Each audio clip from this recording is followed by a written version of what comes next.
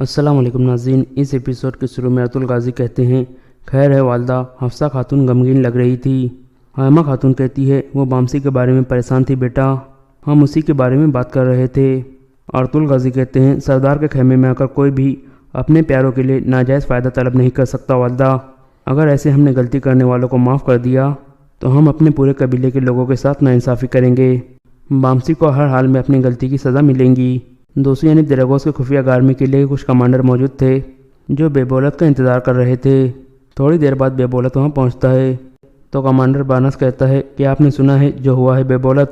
بے بولت کہتا ہے، سنا ہے، میں ابھی کمانڈر دراگوس سے مل کر آیا ہوں۔ بارنس کہتا ہے، ہم جانتے ہیں کہ آپ الباستی ہو، ہم کمانڈر دراگوس کے ساتھ آپ کے ہونے والے معاہدے کے ساتھ وفادار رہیں گے، آپ کا راز ہمارا راز ہے۔ بے بولت کہتا ہے، ارطغرل سوگوت میں کمانڈر دراگوس کو موت کی سزا دینے والا ہے، ہم اسے بچا لیں گے۔ ہم ایسا صرف دراگوس کے لیے نہیں بلکہ ارطغرل کے خاتمے کے لیے بھی کریں گے۔ بارنس کہتا ہے، اگر ہم مل کر لڑے تو تم اپنے بابا کے قاتل سے انتقام لے سکتے ہو، ہم ہر چیز کرنے کے لیے تیار ہے بے بولت صاحب۔ بے بولت کہتا ہے، میں بھی تیار ہوں، میں اور میرے سپاہی آپ کے ساتھ مل کر لڑیں گے، لیکن میری ایک شرط ہے، تم لوگ میرے حکم پر حرکت میں آؤ گے، میں جو بھی کہوں گا تمہیں وہی کرنا ہوگا، ہم سزا والی جگہ پر دن کی روشنی میں حملہ کریں گے۔ بارنس کہتا ہے، یہ ممکن نہیں ہے۔ بے بولت کہتا ہے، تم لوگ تاجروں کے بھیس میں سوگوت میں داخل ہوں گے اور سزا والی جگہ پر پہنچو گے، پھر ہم اچانک حملہ کر دیں گے، میں بھی وہیں موجود ہوں گا، پہلے تم لوگ حملہ کرو گے، جب ارطغرل اور اس کے سپاہی تم لوگوں سے لڑ رہے ہوں گے تو پھر میں ارطغرل کی پیٹ میں خنجر گھونپ دوں گا۔ یہ سن کر سب مسکرانے لگتے ہیں۔ دوسری جانب کائی قبیلے میں ارطغرل غازی کہہ رہے تھے، دراگوس کو باہر لانے سے پہلے سب طرف سپاہی تعینات کر دینا عبدالرحمن، ہمارے سپاہی عام آدمیوں کے بھیس میں ہونے چاہیے، ممکن ہے کہ دراگوس کے آدمی بھی بھیس بدل کر آئیں، شاید تاجر بن کر۔ سوگوت میں داخل ہونے والے تمام تاجروں کا تعقب کرنا اور انہیں نظروں سے دور مت ہونے دینا عبدالرحمن۔ پھر ارطغرل غازی کہتے ہیں، ہمارے سپاہی صبح سویرے سے قلعے والے راستے کی نگرانی کریں گے، قلعے سے نکلنے والا کوئی بھی شخص واپس قلعے میں نہیں جا سکے گا، پھر ہم مکمل طور پر قلعے کو فتح کر لیں گے۔ ترغت پوچھتا ہے، بامسی کے بارے میں کیا خیال ہے سردار؟ اتنے میں حکیم ارطغرل کہتے ہیں، بامسی اپنی غلطیوں کی سنجیدگی کو جانتا ہے سردار، وہ اپنی غلطیوں پر بہت شرمندہ ہے۔ ارطغرل غازی کہتے ہیں، لیکن اتنی زیادہ غفلت شرمندگی سے معاف نہیں ہوتی، غلطی کی ایک قیمت ہوتی ہے، بامسی کو فوراً یہاں لاؤ عبدالرحمن۔ یہ سن کر عبدالرحمن باہر نکل جاتا ہے۔ دوسری یعنی بے بولت واپس اپنے قبیلے میں پہنچ گیا تھا اور باتور سے کہہ رہا تھا، ارطغرل دراگوس کو زندہ نہیں چھوڑیں گا، ہمیں اسے لازمی بچانا ہوگا، کیونکہ اگر دراگوس نے مرنے سے پہلے میری شناخت بتا دی تو ارطغرل اس علاقے سے ہمارا نام و نشان مٹا دیں گا، وہ پورے عمر قبیلے کو تباہ کر دیں گا، لیکن ایسا تب ہوگا اگر وہ زندہ رہا تو دراگوس کو بچاتے وقت ہمیں ارطغرل کا خاتمہ کرنا ہوگا، یہ ہمارا آخری موقع ہے۔ اتنے میں سیرما اور البلگے خاتون اندر داخل ہوتے ہیں تو بے بولت باتور کو باہر بھیج دیتا ہے۔ پھر سیرما کہتی ہے، شکر ہے کہ ہمارے بابا کا قاتل پکڑا گیا، میں اپنے ہاتھوں سے اسے سزا دوں گی۔ بے بولت کہتا ہے، تھوڑا صبر کرو سیرما، ہر چیز کا ایک وقت ہوتا ہے۔ پھر البلگے خاتون کہتی ہے، قبیلے میں کیا ہو رہا ہے بھائی؟ ایک زخمی آدمی کو یہاں لایا گیا جسے میں نے پہلے کبھی نہیں دیکھا۔ بے بولت کہتا ہے، وہ زخمی تھا البلگے، وہ صحت یاب ہو کر یہاں سے چلا جائے گا۔ البلگے خاتون کہتی ہے، میں صفا خیمے میں جانا چاہتی تھی لیکن باتور الپ نے مجھے اندر نہیں جانے دیا کیونکہ آپ کا حکم تھا۔ بے بولت غصے میں کہتا ہے، تم نے کب سے میرے حکموں پر سوال اٹھانا شروع کر دیا البلگے؟ البلگے خاتون کہتی ہے، میں سوال نہیں اٹھا رہی بھائی، میں صرف یہ پوچھ رہی ہوں کہ وہ آدمی کون ہے اور کیا کرتا ہے، میں جاننا چاہتی ہوں۔ بے بولت سخت غصے میں کہتا ہے، تم سرداری معاملات میں دخل دینا بند کرو، باتور الپ پہلے ہی تمہیں بتا چکا ہے۔ البلگے خاتون کہتی ہے، ایسا کیا ہے جس کی آپ اتنی پردہ داری کر رہے ہو اور قبیلے کی عورتوں سے چھپا رہے ہو؟ یہ سن کر بے بولت کھڑا ہو جاتا ہے اور کہتا ہے، کیا تم مجھے روایات سکھاؤں گی؟ جو میں کہوں گا وہی اس قبیلے کی روایات ہوں گی، میں کسی کو جواب دہ نہیں ہوں، اب میری نظروں سے دور ہو جاؤ اس سے پہلے کہ میں تمہیں مارنا شروع کر دوں۔ یہ سن کر البلگے خاتون وہاں سے چلی جاتی ہے۔ اس کے جانے کے بعد سیرما کہتی ہے، جب بھی انصاف اور دونوں قبیلوں کے اتحاد کا معاملہ ہوتا ہے تو یہ بہت ضدی ہو جاتی ہے، اگر اس نے ان حقوق کا اظہار ارطغرل کے سامنے کر دیا تو وہ بھی ایسے ہی سوال کریں گا۔ یہ سن کر بے بولت کہتا ہے، البلگے کو اپنی نظروں سے دور مت ہونے دینا سیرما، میں نہیں چاہتا کہ یہ ہمارے منصوبے خراب کر دے۔ دوسری جانب کائی قبیلے میں بامسی مرکزی خیمے میں پہنچ چکا تھا۔ ارطغرل غازی کہتے ہیں، میں نے تمہیں بتایا تھا کہ نافرمانی کی کوئی معافی نہیں ہے، لیکن تم نے اپنی غلطی سے سیکھنے کی بجائے اس غلطی کو دہرا دیا بامسی، کیا تم میرے خلاف ہو گئے ہو؟ بامسی کہتا ہے، میں آپ کے خلاف جانے کی جرات کیسے کر سکتا ہوں سردار، آپ صحیح کہہ رہے ہو، میں نے غلطی کی ہے، لیکن میں نے یہ سب اپنے بیٹے کے لیے کیا تھا۔ ارطغرل غازی کھڑے ہو کر کہتے ہیں، تم نے اپنے بیٹے کے بارے میں سوچا، اور کیا میں اسے ایسے ہی چھوڑنے والا تھا؟ کیا میں نے تمہیں بتایا نہیں تھا کہ میرے پاس ایک منصوبہ ہے؟ میں نے ترگت کو تمہارے پیچھے بھیجا تھا، لیکن تم نے سارے معاملات اپنے ہاتھ میں لے لیے۔ تم اپنی حد بھول گئے ہو بامسی۔ بامسی کہتا ہے، میں نے آپ کی بات نہیں سنی سردار۔ میں نے سوچا الباستی مر چکا ہے، اسی وجہ سے میں نے عالنجک کو اس گلیس کے حوالے کیا تھا سردار۔ ارطغرل غازی کہتے ہیں، تم کیسے میرے قیدی کو دریغوز کے حوالے کر سکتے تھے اور اس سے سودا کر سکتے تھے؟ بامسی کہتا ہے، آپ کی ہر بات صحیح ہے سردار، میں آپ کی کوئی بھی سزا قبول کر لوں گا، لیکن آپ بھی ایک باپ ہیں، آپ سے بہتر مجھے اور کون سمجھ سکتا ہے؟ ارطغرل غازی کہتے ہیں، تمہاری وجہ سے الباستی ہمارے ہاتھ سے نکل گیا، اور کیا تم جانتے ہو کہ ہمارے کتنے سپاہی شہید ہو گئے؟ یہ سن کر بامسی کہتا ہے، اب میں اس شرم کے ساتھ نہیں رہ سکتا سردار، میں آپ میں سے کسی کی بھی آنکھوں میں دیکھ نہیں پا رہا، اب میں اس قبیلے میں نہیں رہ سکتا، میں اپنا خیمہ لے کر یہاں سے چلے جاؤں گا۔ یہ سن کر سب چونک جاتے ہیں۔ پھر ارطغرل غازی کہتے ہیں، کیا تم دوبارہ وہی غلطی کرو گے؟ پھر ارطغرل غازی اپنی جگہ پر بیٹھ جاتے ہیں اور کہتے ہیں، اگر تم نے ایسا کچھ کیا جو میرے حکم کے خلاف ہوا تو میں تم پر کوئی رحم نہیں کھاؤں گا بامسی۔ اب اپنے خیمے میں جاؤ اور پہلے سوچو کہ تم نے کیا کیا ہے، جب تمہارا ضمیر جاگ جائے گا پھر میں تمہیں اپنا فیصلہ سناؤں گا۔ بامسی کہتا ہے، ٹھیک ہے سردار۔ یہ کہہ کر وہ باہر نکل جاتا ہے۔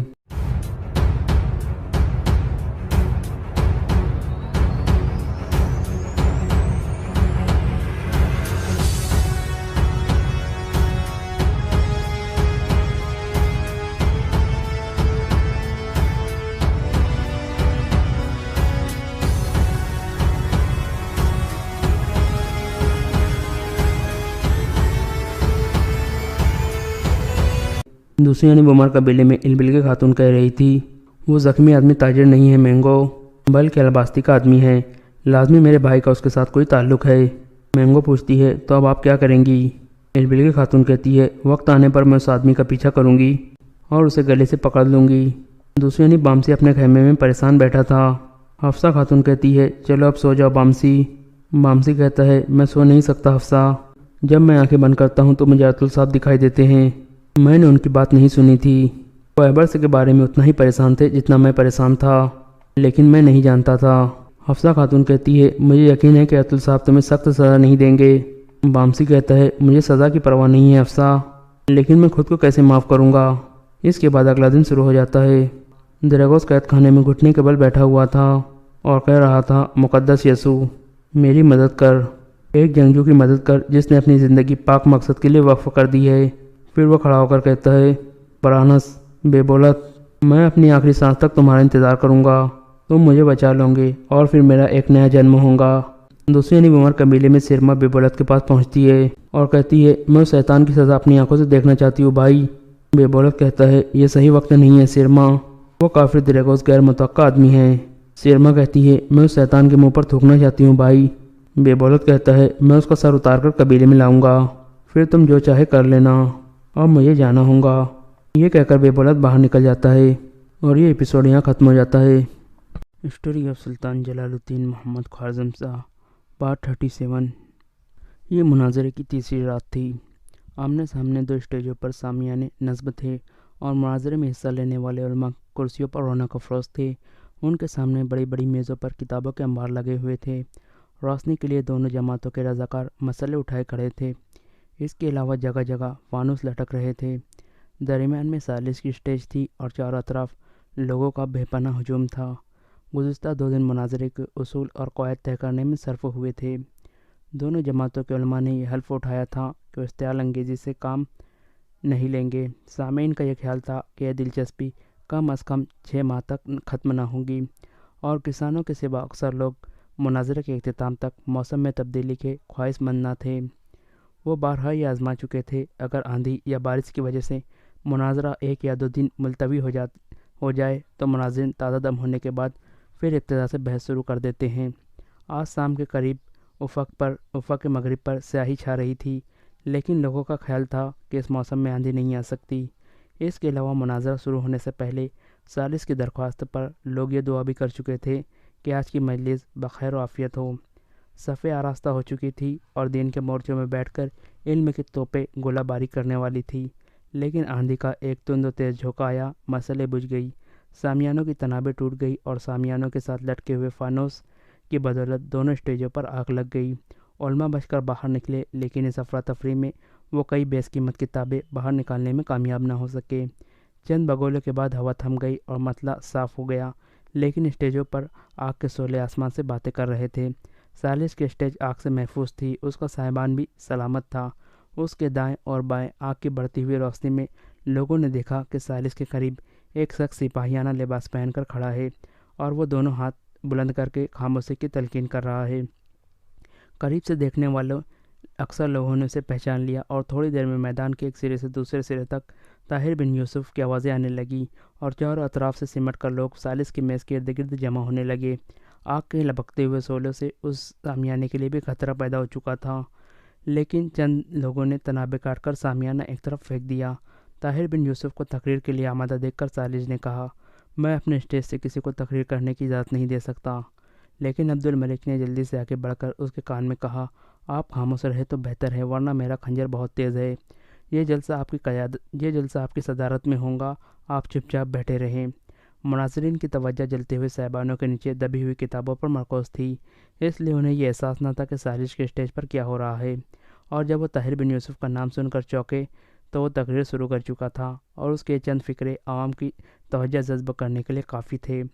زندگی کا تمسخر اڑانے والوں، اس آندھی اور آگ کو قدرت کی طرف سے ایک انتباہ سمجھو۔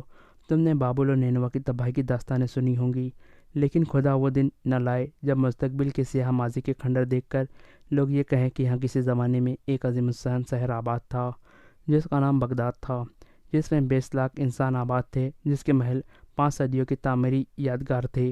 لیکن بابل اور نینوا کے باشندوں کی طرح انہیں بھی ایک عبرتناک تباہی کا سامنا کرنا پڑا، اور وہ صرف اس لیے کہ وہ اپنی کوتاہی عمل کے جواز کے لیے خدا اور رسول صلی اللہ تعالیٰ علیہ وسلم کے احکام کی تعویلیں کرتے تھے۔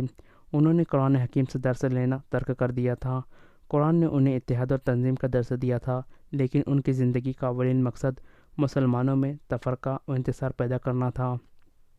خدا نے انہیں جہاد کا حکم دیا تھا، لیکن وہ کفار کو اپنا محافظ و نگہبان سمجھ کر آپس میں دست و گریباں ہو رہے تھے۔ بربریت کا بے پناہ طوفان ان کے دروازے پر دستک دے رہا تھا، اور وہ آنے والی تباہی سے آنکھیں بند کر کے ایک دوسرے پر الفاظ کے تیر برسانا کافی سمجھتے تھے۔ بغداد کے لوگوں، تمہارا خلیفہ اور تمہارے عمرہ صرف چند سال امن سے گزارنے کے لیے تمہیں اور تمہاری آنے والی نسلوں کی زندگی اور آزادی تاتاریوں کے ہاتھ فروخت کر چکے ہیں، لیکن وہ عمرہ جو یہاں موجود ہے کان کھول کر سن لے کہ بغداد کا انجام خوارزم کے شہروں سے مختلف نہیں ہوگا۔ تم نے بجلیوں کو بغداد کے خرمن تک پہنچنے کی دعوت دی ہے، تم نے آگ کے شعلوں کو اپنے گھر بلایا ہے۔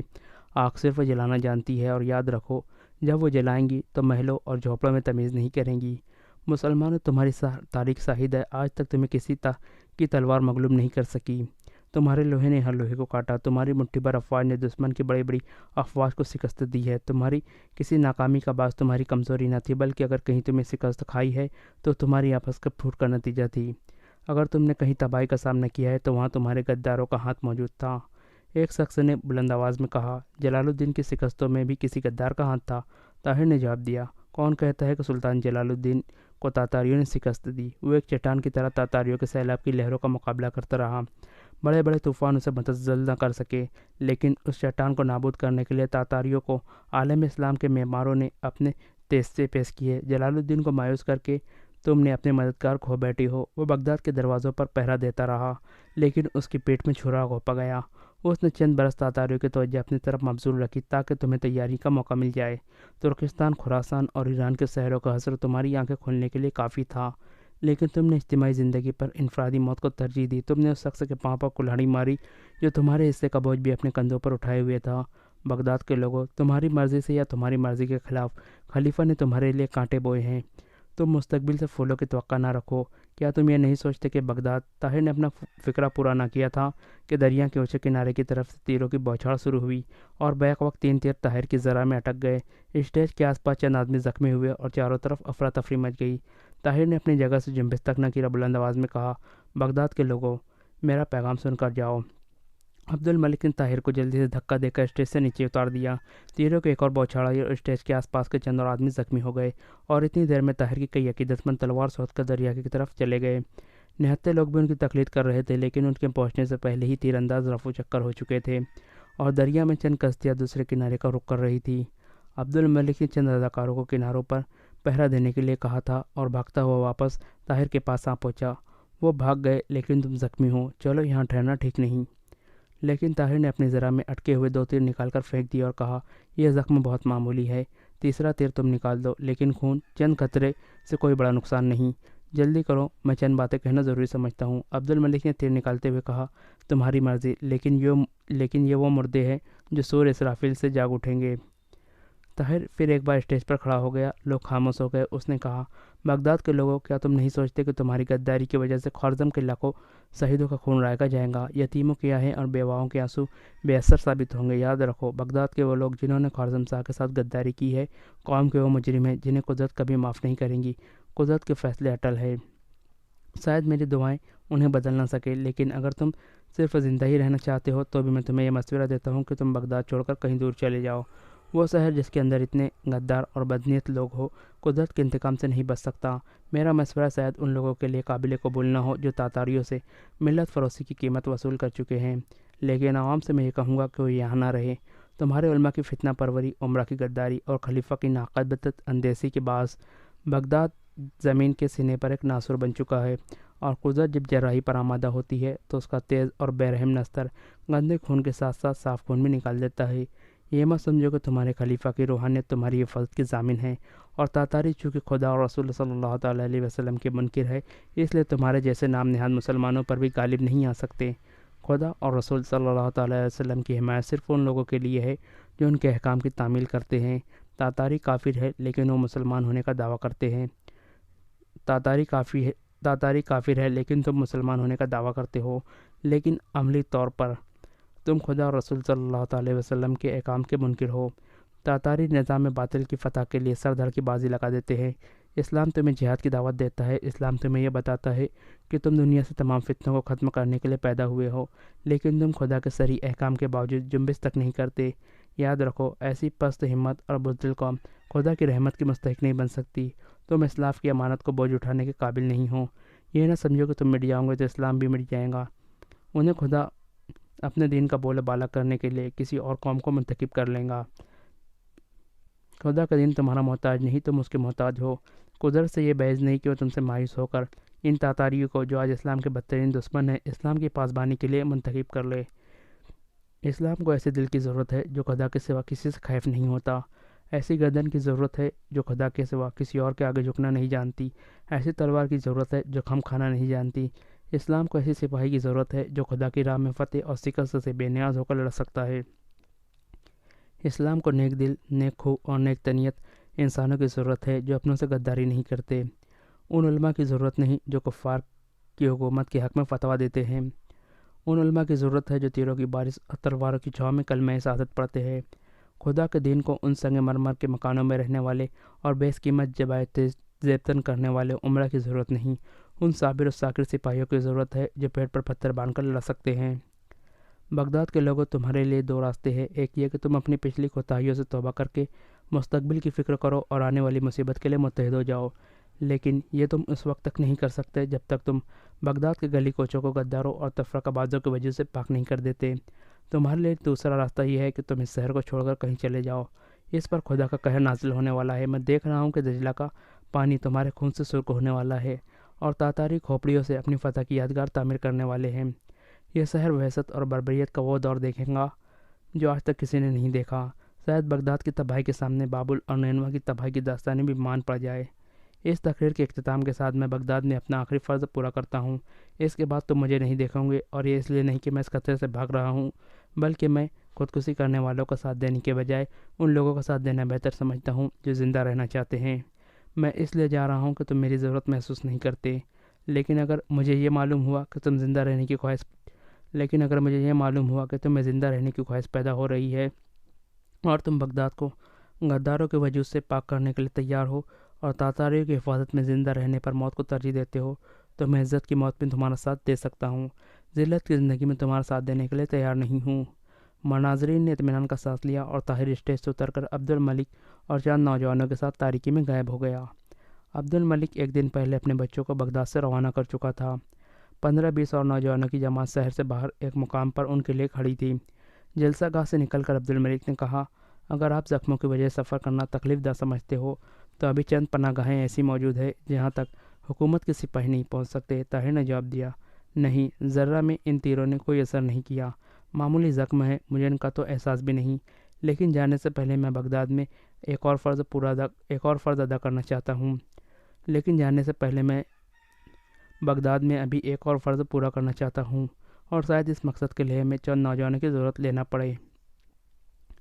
وہ کیا؟ محلب بن داؤد سے چند باتیں۔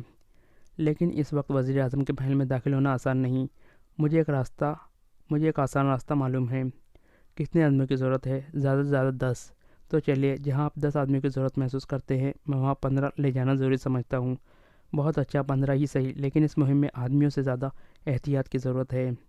وزیر اعظم محلب بن داؤد اپنے محل کے اس کو سادہ کمرے میں بیٹھا ہوا تھا جو دریا کے کنارے کی طرف تھا۔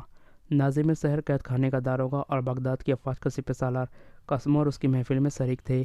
شراب کا دور چل رہا تھا اور بغداد کے تازہ ترین حالات پر تبصرہ ہو رہا تھا۔ محلب نے کہا، میرا خیال ہے کہ وہ بچ گیا ہوگا۔ اس دن اتنا خطرناک زہر اس کا کچھ نہ بگاڑ سکا، معمولی زخم اس کا کیا کریں گے؟ ناظم شہر نے جواب دیا، نہیں، میں کوتوالی سے تسلی کر کے آیا ہوں۔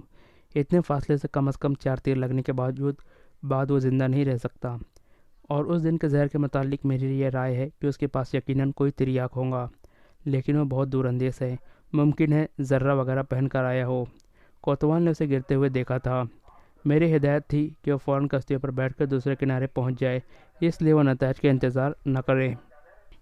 محلب نے کہا، اس نے پھر اس پرامن شہر میں آگ لگا دی ہے۔ اب مجھے پھر ایک بار تاتاریوں کو مطمئن کرنا پڑے گا، اور میرے خیال میں ان کا مطالبہ یہی ہوگا کہ ان کے خلاف اشتعال پھیلانے والوں کو پکڑ کر ان کے حوالے کیا جائے۔ داروغہ نے کہا، اس کے سوا ہمارے لیے اور کوئی راستہ بھی نہیں۔ طاہر کو اگر موقع ملا تو یقیناً ہمیں نقصان پہنچائے گا۔ ناظم شہر نے کہا، لیکن ہماری طرف سے فوری کارروائی پر عوام ہمارے خلاف بہت زیادہ مشتعل ہو جائیں گی، اور عوام کا جوش و خروش دیکھ کر خلیفہ بھی ہمیں شاید فوری اقدام اٹھانے کی اجازت نہ دے۔ آج تقریر میں اس نے اعلان کیا ہے کہ وہ بغداد سے جا رہا ہے۔ اگر وہ واقعی چلا گیا تو یہ معاملہ خود بخود ٹھنڈا ہو جائے گا، اور اگر اس نے یہاں ٹھہرنے کی کوشش کی تو علماء کے ایک بہت بڑے گروہ کو ہم اس کی مخالفت پر آمادہ کر چکے ہیں، اور اس کے پیرو اسے اپنی سرگرمیاں جاری رکھنے کی اجازت نہیں دیں گے، آج اس کی تقریر غیر متوقع تھی، ورنہ ہم جلسے میں گڑبڑ ڈالنے کے لیے کئی آدمیوں کو وہاں بھیج سکتے تھے۔ آئندہ کے لیے میں انتظام کروں گا کہ اسے ٹوکنے کے لیے ہر مسجد اور ہر چوک میں علماء موجود رہے۔ کل تک کم از کم 150 علماء کی طرف سے یہ فتویٰ شائع کیا جائے گا کہ اس کے مقاصد باغیانہ ہے۔ اچانک طاہر ننگی تلوار لیے اندر داخل ہوا اور اس نے کہا، تمہیں غلط فتویٰ شائع کرنے کی ضرورت نہیں پڑے گی۔ محلب کے یہاں سے شراب کا جام گر پڑا اور اس پر سختہ طاری ہو گیا۔ قاسمور نے جلدی سے اٹھ کر تلوار کے قبضے کی طرف ہاتھ بڑھایا، لیکن طاہر نے بجلی کسی تیزی سے اپنی تلوار کی نوک اس کے سینے پر رکھتے ہوئے کہا، بیٹھ جاؤ۔ قاسمور غصے سے ہونٹ کاٹتا ہوا بیٹھ گیا۔ محلب نے سنبھلتے ہوئے کہا، تم یہاں کس نیت سے آئے ہو؟ طاہر نے جواب دیا، تم مدت سے میرے پیچھے سرگردہ تھے، اور میں بغداد چھوڑنے سے پہلے تم سے ضروری باتیں کرنا ضروری سمجھتا تھا، لیکن تمہیں معلوم نہیں کہ میری آواز پر 50 پہرے دار یہاں اکٹھے ہو سکتے ہیں۔ طاہر نے اطمینان سے جواب دیا، 50 نہیں، 45۔ 5 دریا کے کنارے اونگ رہے تھے، وہ ہمارے قبضے میں ہیں۔ اگر تم نے دوسروں کو آواز دی تو تمہاری آواز آخری ثابت ہوگی۔ عبد الملک کے ساتھ 5 اور نوجوان ننگی تلواریں لے کمرے میں داخل ہوئے۔ طاہر نے کہا، اندر زیادہ آدمیوں کی ضرورت نہیں، باہر کا خیال رکھو۔ عبد الملک نے اشارے پر 2 نوجوان باہر نکل گئے، اور باقی 3 ناظم شہر، قاسمور اور داروغہ کے سروں پر کھڑے ہو گئے۔ طاہر نے کہا، اٹھیے۔ محلب نے خوف سے کانپتے ہوئے کہا، تم کیا چاہتے ہو؟ طاہر نے جواب دیا، میں کہہ چکا ہوں کہ میں چند باتیں کرنا چاہتا ہوں۔ میں تمہارا مطالبہ ماننے کے لیے تیار ہوں، کہو کیا چاہتے ہو؟ صرف یہ ہے کہ تم سب ہمارے ساتھ چلو۔ کہاں؟ ہاں، جہاں ہم لے جائیں۔ اگر میں انکار کروں تو مجھے مجبوراً اپنی تلوار استعمال کرنا پڑے گی، اور اسے ہاتھ لگا کر دیکھ لو۔ طاہر نے یہ کہتے ہوئے آہستہ سے تلوار کی نوک اس کے سینے میں چبو دی۔ نہیں، خدا کے لیے مجھ پر رحم کرو۔ میں وعدہ کرتا ہوں کہ بغداد چھوڑ کر چلا جاؤں گا۔ مجھے تمہارے وعدوں پر یقین نہیں، اور اسی لیے میں تمہیں اپنے ساتھ لے جانا چاہتا ہوں۔ کہاں؟ بغداد سے دور کسی ایسے مقام پر جہاں سے لوٹ کر پھر تم یہاں نہ آ سکو۔ تم یہ وعدہ کرو کہ مجھے قتل نہیں کرو گے۔ طاہر نے کہا، اگر میں وعدہ کروں تو تمہیں یقین آ جائے گا۔ میں جانتا ہوں کہ تم جھوٹا وعدہ نہیں کر سکتے۔ عبد الملک نے کہا، بغداد کے مناظر سن کر اسے بحث کی عادت پڑ گئی ہے، اس کا علاج میں جانتا ہوں۔ طاہر کو ایک طرف ہٹا کر عبد الملک نے اپنے تلوار کی نوک محلب کی گردن پر رکھ کر آہستہ سے دباتے ہوئے کہا، اٹھتے ہو یا؟ محلب نے گھگیا کر کہا، خدا کے لیے مجھ پر رحم کرو، میں چلتا ہوں، آہستہ بولا عبد الملک نے اسے ڈانٹتے ہوئے کہا۔ قاسمور نے دوبارہ تلوار کے قبضے کی طرف ہاتھ بڑھانے کی کوشش کی، لیکن طاہر نے تیزی سے آگے بڑھ کر اس کے پیٹ پر تلوار کی نوک رکھ دی اور اس کے ساتھی نے اس کے نیام سے تلوار نکال لی۔ قاسمور نے کہا، بہادر کسی کے ہتھیار چھین کر اس پر حملہ نہیں کیا کرتے۔ طاہر نے کہا، تم اطمینان رکھو، تمہیں اپنی تلوار کے جوہر دکھانے کا موقع مل جائے گا۔ اگر تم یہ وعدہ کرتے ہو کہ میں تمہارے ساتھ چلنے کے لیے تیار ہوں، میں وعدہ کرتا ہوں اور تمہیں یہ بھی یقین دلاتا ہوں کہ تمہاری تلوار کے مقابلے کے لیے ہماری طرف سے ایک ہی تلوار ہوں گی۔ قاسمور نے کہا، چلو۔ طاہر ناظم سحر اور داروغہ کی طرف متوجہ ہوا۔ اٹھو، تمہاری بھی ضرورت ہے۔ محلب اور اس کے ساتھی اپنی پسلیوں پر تلواروں کی تیز نوک کا دباؤ محسوس کرتے ہوئے کمرے سے باہر نکلے۔ طاہر کے باقی 8-10 ساتھیوں نے جو ابھی تک باہر کھڑے تھے انہیں اپنے گھیرے میں لے لیا۔ دریا کے کنارے 2 کشتیاں کھڑی تھیں۔ طاہر کے ساتھی محلب کی سیر کی تمام کشتیوں کے رسے کاٹ کر انہیں دریا میں دھکیل چکے تھے۔ ایک کشتی میں 5 پہرے دار، جنہیں انہوں نے دریا کے کنارے نیم خوابی کی حالت میں نہ دبوچا تھا، رسیوں میں جکڑے ہوئے پڑے تھے۔ طاہر نے محلب کو کشتی میں سوار ہونے کا اشارہ کیا اور اس کے اشارے سے زیادہ عبد الملک کی تلوار کی نوک سے مجبور ہو کر وہ کشتی پر سوار ہو گیا۔ قاسمور، ناظم اور داروغہ نے اس کی تقلید کی۔ طاہر کے 8 ساتھی اس کشتی میں سوار ہو گئے اور باقی 7 دوسری کشتیوں میں رسیوں سے جکڑے ہوئے پہرے داروں کے ساتھ بیٹھ گئے۔ تھوڑی دیر بعد کشتی دریا کی منجنار میں پانی کے بہاؤ کے ساتھ تیر رہی تھی۔ محلب نے چند بار نہایت عاجزی سے سوال کیا، تم ہمیں کہاں لے جا رہے ہو؟ عبد الملک ہر بار یہی جواب دیتا، فکر نہ کرو، تمہاری منزل بہت نزدیک ہے۔ آباد کناروں سے 8 کوس دور نکل جانے کے بعد طاہر نے کشتی میں پڑے ہوئے پتھروں میں سے ایک اٹھا کر محلب اور اس کے ساتھیوں کو دکھاتے ہوئے کہا، تم جانتے ہو یہ پتھر کس کام آتے ہیں؟ محلب بلبلا اٹھا، نہیں نہیں، یہ ظلم ہے، خدا کے لیے مجھ پر رحم کرو۔ طاہر قاسمور کی طرف متوجہ ہوا، کیوں حضرت، آپ ہی بتائیے، بھلا یہ سوال پوچھنا ظلم ہے کہ دریا کے کنارے پڑے ہوئے پتھر کس کام آتے ہیں؟ میں اس کا مطلب نہیں سمجھا۔ عبد الملک نے کہا، یہ موٹی عقل کے آدمی ہیں، ان سے ایسے سوالات نہ پوچھیے۔ قاسمور نے غصے سے کانپتے ہوئے کہا، تم نے میرے ساتھ بہادروں کی طرح مقابلہ کرنے کا وعدہ کیا تھا۔ طاہر نے کہا، میرے دل میں بہادری کے لیے عزت ہے اور میں عبد الملک کو تنبیہ کرتا ہوں کہ وہ آپ کے ساتھ گستاخی سے پیش نہ آئے، اور اس کے ساتھ ہی مجھے آپ سے توقع ہے کہ آپ بزدلوں کی اعانت نہیں کریں گے۔ میں آپ سے چند سوالات پوچھتا ہوں، نہیں بلکہ آپ کو قاضی سمجھ کر آپ کے سامنے اپنا مقدمہ پیش کرتا ہوں۔ قاسمور نے کہا، لیکن میں تو صرف ایک سپاہی ہوں، میرا مقدمہ کوئی پیچیدہ نہیں۔ ایک دفعہ ایک شخص نے میری کمر کے ساتھ پتھر باندھ کر مجھے دریا میں ڈلوا دیا تھا۔ میرا مقدمہ کوئی پیچیدہ نہیں۔ ایک دفعہ ایک شخص نے میری کمر کے ساتھ پتھر بندھوا کر مجھے دریا میں ڈلوا دیا تھا۔ اگر وہ شخص مجھے مل جائے تو اسے کیا سزا دوں؟ قاسمور نے کہا، اگر وہ مل جائے تو تم اس کے ساتھ وہی سلوک کر سکتے ہو۔ طاہر نے کہا، مجھے ایک بہادر سپاہی سے یہی امید تھی، داروغہ کی کمر کے ساتھ یہ پتھر باندھ دو۔ طاہر کے 3 ساتھیوں نے داروغہ کو زبردستی منہ کے بل لٹا دیا۔ اس نے مزاحمت کی کوشش کی، لیکن عبد الملک نے تلوار کی نوک اس کی گردن پر رکھتے ہوئے کہا، خبردار، اگر تم نے ذرا سی بھی جنبش کی تو میں تمہیں ذبح کر ڈالوں گا۔ جب اس کی کمر کے ساتھ پتھر باندھا جا رہا تھا تو محلب نے اٹھ کر دریا میں چھلانگ لگانے کی کوشش کی، لیکن طاہر نے بائیں ہاتھ سے اس کی کمر پٹی پر ایک مکہ رسید کیا اور وہ تیورا ہو کر کشتی میں گر پڑا۔ ناظم سحر نے بھی اٹھنے کی کوشش کی، لیکن طاہر کے ایک ساتھی نے پیچھے سے اس کے گلے میں رسا ڈال کر اسے پیٹھ کے بل کشتی میں گرا دیا۔ تھوڑی دیر کی جدوجہد کے بعد ناظم سحر اور محلب کی پیٹھ پر بھی پتھر باندھ دیے گئے۔ محلب عبد الملک کی دھمکیوں کی پرواہ نہ کرتے ہوئے چلا چلا کر کہہ رہا تھا، میرا پتھر ان دونوں سے بھاری ہے، یہ مجھ سے بہتر تیراک ہے، خدا کے لیے مجھے چھوڑ دو، میں تمہیں 1,00,000 اشرفی دینے کے لیے تیار ہوں۔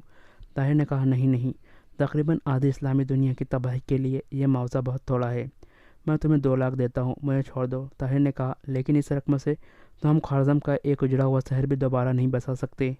میں تمہیں 5,00,000 دیتا ہوں، اس سے زیادہ میرے پاس نہیں ہے، لیکن تمہارا باپ شاید ایک غریب آدمی تھا، تم نے اتنی دولت کہاں سے جمع کر لی؟ میرے خیال میں تم جان بچانے کے لیے جھوٹ بول رہے ہو۔ نہیں، خدا کی قسم، میں جھوٹ نہیں کہتا، میرے پاس 5,00,000 اشرفیہ اور اتنی ہی مالیت کے جوہرات بھی ہے، مجھے چھوڑ دو، میں تمام دولت تمہیں دینے کے لیے تیار ہوں۔ اس کا مطلب یہ ہے کہ تم نے بغداد کے لوگوں سے رشوت کا مال جمع کیا ہے؟ نہیں، خدا کی قسم، میں نے رشوت نہیں لی۔ تو پھر یہ دولت کہاں سے آئی؟ میں نے تاتاریوں سے حاصل کی تھی۔ جہاں تک مجھے معلوم ہے تاتاریوں نے صرف ایک شخص کو مالا مال کیا تھا، اور وہ تھا جس نے چنگیز خان کو خوارزم پر حملے کی صورت میں خلیفہ کی غیر جانبداری کا ثبوت دیا تھا، جس نے وحید الدین کو قید کر کے زہر دے دیا تھا، جس نے وزیر اعظم کو قتل کیا تھا، جو خلیفہ منتصر کے پاس تاتاریوں کی دوستی کا پیغام لے کر آیا تھا۔ محلب نے کہا، میں اپنے تمام جرائم قبول کرتا ہوں، خدا کے لیے مجھے معاف کر دو، میری جان لینے سے تمہیں کوئی فائدہ نہ ہوگا۔ طاہر نے جواب دیا، میں جانتا ہوں کہ تمہاری موت کے باوجود بغداد پر جو تباہی آنے والی ہے وہ آ کر رہیں گی۔ بغداد میں منافقوں اور غداروں کی تعداد تمہارے سروں کے بال سے زیادہ ہے، لیکن بغداد کی تباہی کے اسباب پیدا کرنے کے بعد تاتاریوں سے انعام حاصل کرنے والے تم نہیں تو کوئی اور نہیں ہوگا۔ تم نے تاتاریوں کے لیے بغداد کے دروازے کھولے ہیں، لیکن ان کی تلواروں کے سائے میں مسلمانوں پر حکومت کرنے والے۔ طاہر نے جواب دیا، میں جانتا ہوں کہ تمہاری موت کے باوجود بغداد پر جو تباہی آنے والی ہے وہ آ کر رہیں گی۔ بغداد میں منافقوں اور غداروں کی تعداد تمہارے سر کے بالوں سے بھی زیادہ ہے، لیکن بغداد کی تباہی کے اسباب پیدا کرنے کے بعد تاتاریوں سے انعام حاصل کرنے والے تم نہیں تو کوئی اور ہوگا۔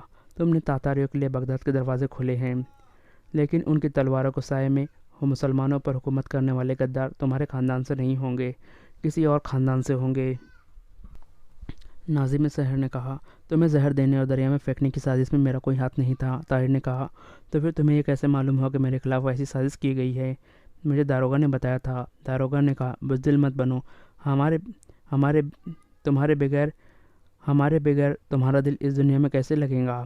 طاہر نے کہا، اب یہ فیصلہ تم خود کر لو کہ دریا میں کودنا پسند کرو گے، ہم تمہارے ہاتھ پاؤں پکڑ کر دریا میں پھینک دیں۔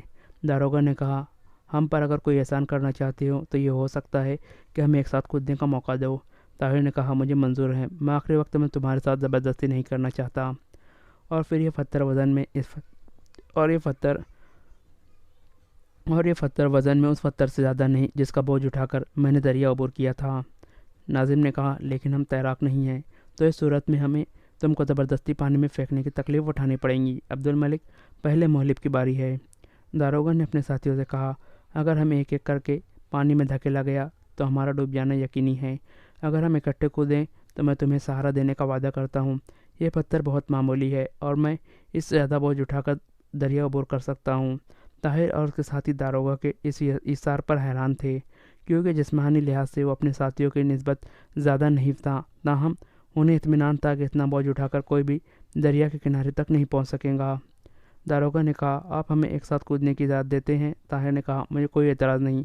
داروغہ اٹھ کر کشتی کے سرے پر کھڑا ہو گیا اور کہنے لگا، میں جا رہا ہوں، اگر تمہیں میری مدد کی ضرورت ہے تو میرے ساتھ آؤ، ورنہ میں پیچھے مڑ کر نہیں دیکھوں گا۔ ناظم اور مہلب جھٹ کر اٹھے اور اس کے قریب کھڑے ہو گئے۔ داروغہ نے بازو پھیلا کر کہا، اپنی گردنیں میرے بغل میں دے لو، میں تمہیں منجھار سے نکال دوں گا اور اس کے بعد تمہاری قسمت۔ ڈوبتے کو تنکے کا سہارا ناظم اور مہلب نے اپنی تقدیر داروغہ کے سپرد کر دی۔ عبد الملک نے طاہر کے کان میں کہا، یہ تیرنا بالکل نہیں جانتا، میں اسے اس وقت سے جانتا ہوں جب یہ فوج میں تھا۔ طاہر نے کہا، مجھے معلوم ہے، ایک تیراک اس قدر بیوقوف نہیں ہو سکتا۔ تینوں تھوڑی دیر تذبذب کی حالت میں کشتی کے سرے پر کھڑے رہے۔ بالآخر طاہر کے ساتھیوں نے انہیں تلواروں سے ہانک کر دریا میں کودنے پر مجبور کر دیا۔ مجھے چھوڑ دو، تم تیرنا نہیں جانتے، جھوٹے فریبی، دغا باز، مکار، ہمیں چھوڑ دو۔ مہلب اور ناظم سحر پانی میں ہاتھ پاؤں مارتے ہوئے چلا رہے تھے، لیکن داروغہ کی گرفت ڈھیلی نہ ہوئی۔ وہ کہہ رہا تھا، ہم نے زندگی اور موت میں ایک دوسرے کا ساتھ دینے کا وعدہ کیا تھا۔ وہ چند بار ڈوب کر ابھرنے کے بعد پانی میں غائب ہو گئے۔ اس عرصہ میں دو نوجوان قسمور کے سر پر تلواریں تانے کھڑے تھے۔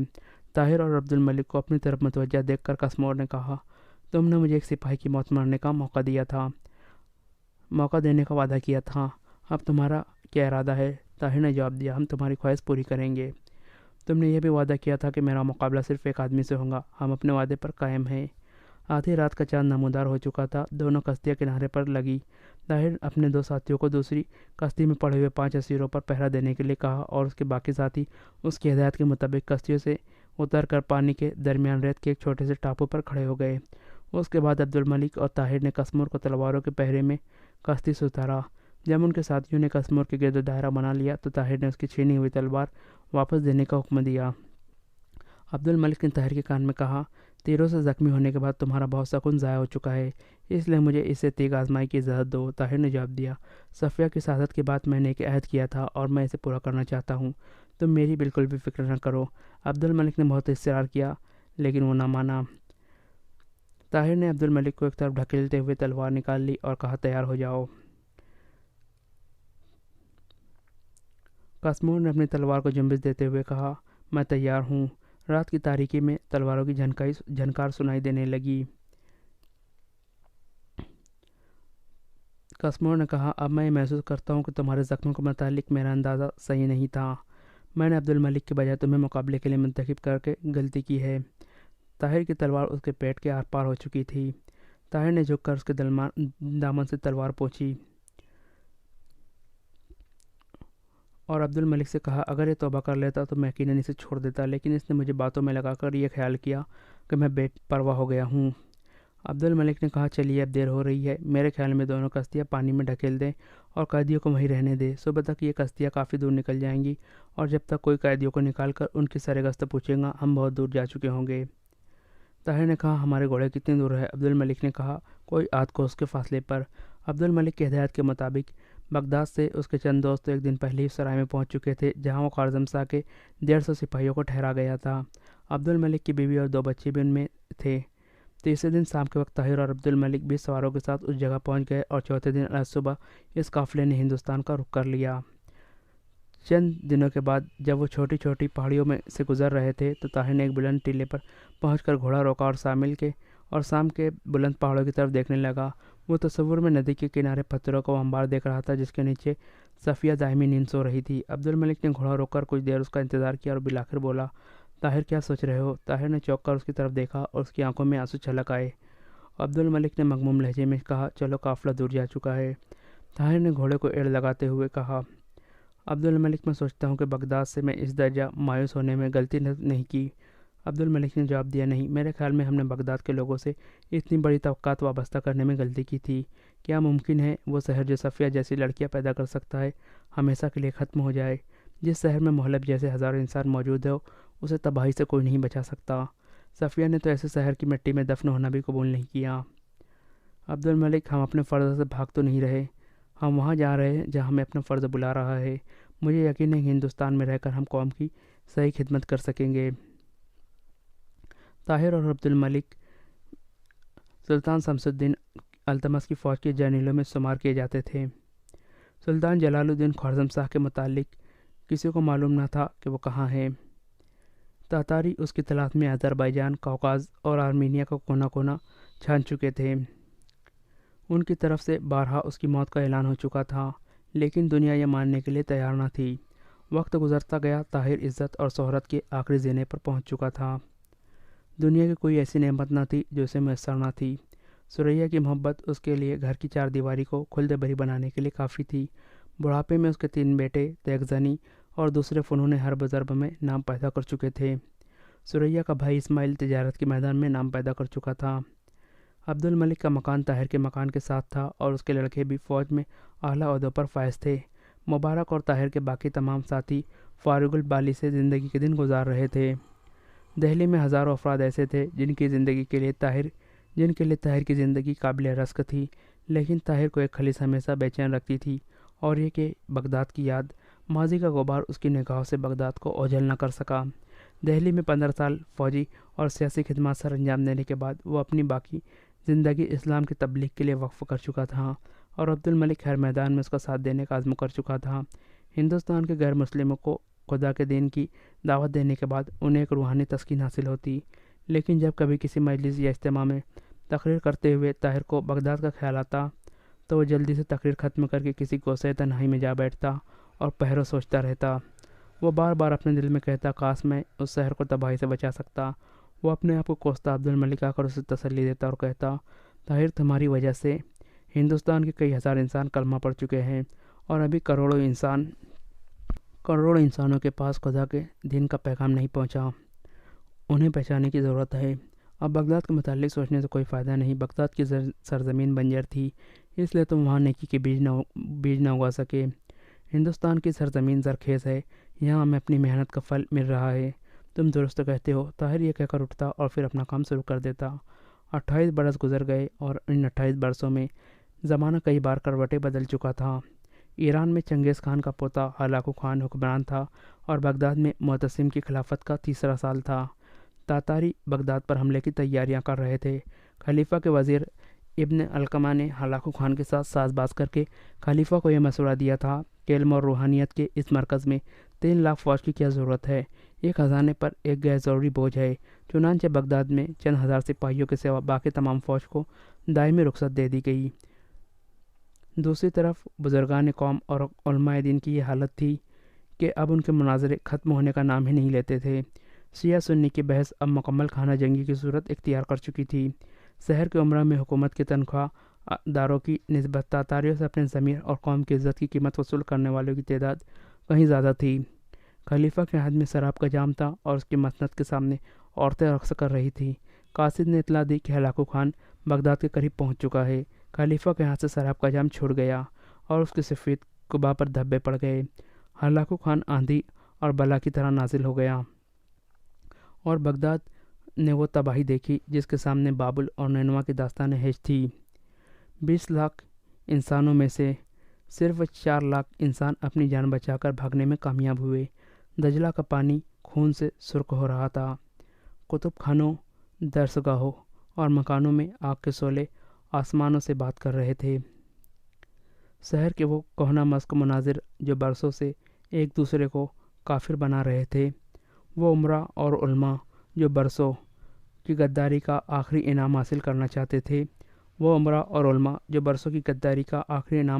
چاہتے تھے، اور وہ خلیفہ جس نے مسند پر بیٹھ کر خدا کے دین کا مذاق اڑایا تھا، بڑے بڑے قیمتی تحائف لے کر ہلاکو خان کی خدمت میں حاضر ہوئے، لیکن کسی کو زندہ لوٹنا نصیب نہ ہوا۔ خلافت عباسیہ کے آخری چشم چراغ کو قتل کرنے کے بجائے نمدے کی لپیٹ میں ہاتھی کے پاؤں کے نیچے ڈالا گیا۔ جب ہلاکو خان کو یہ شک ہوا کہ بعض لوگ زمین دوز پناہ گاہوں میں چھپ کر اس کی تلوار اور آگ سے بچ گئے ہیں، تو اس نے دریا کا بند توڑوا دیا اور ہلاکو خان کی واپسی کے بعد بغداد میں چیلوں اور کتوں کے سوا اور کوئی جاندار موجود نہ تھا۔